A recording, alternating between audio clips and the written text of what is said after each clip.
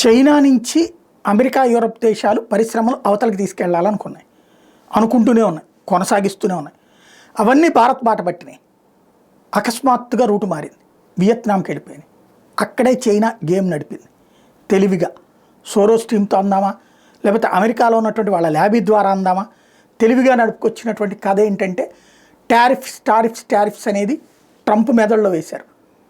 అదే సందర్భంలో బైడెన్ హయాంలోనేమో ఒక కుట్ర చేస్తే, ఇప్పుడు ట్రంప్ హయాంలో టారిఫ్ల పేరుతో కుట్ర చేసి క్రమంగా ఇండియా వైపుకి కాకుండా వియత్నాం వైపుకి. వియత్నాం ఎవరిది? జార్జ్ సోరోస్ సొంత స్నేహితుడు, అత్యంత సన్నిహిత స్నేహితుడు. అయితే చైనాలో ఉండాలి, లేకపోతే వియత్నాంలో ఉండాలి. అంటే కమ్యూనిస్టు దేశాల్లోనే ఆ పరిశ్రమలు ఉండాలి. వాళ్ళకి ఉద్యోగ అవకాశాలు రావాలి, ఉపాధి అవకాశాలు రావాలి. అదే సమయంలో వాళ్ళ ఆర్థిక వ్యవస్థలు ఎదగాలి. భారతదేశం ఎదగకూడదు. ఎదిగిందా వీళ్ళకి పోటీ వస్తుంది, చైనాకి పోటీ వస్తుంది, కష్టం అవుతుంది, నష్టం అవుతుంది. ఇప్పటికే 3వ స్థానానికి దగ్గరకు వచ్చింది కాబట్టి భయం.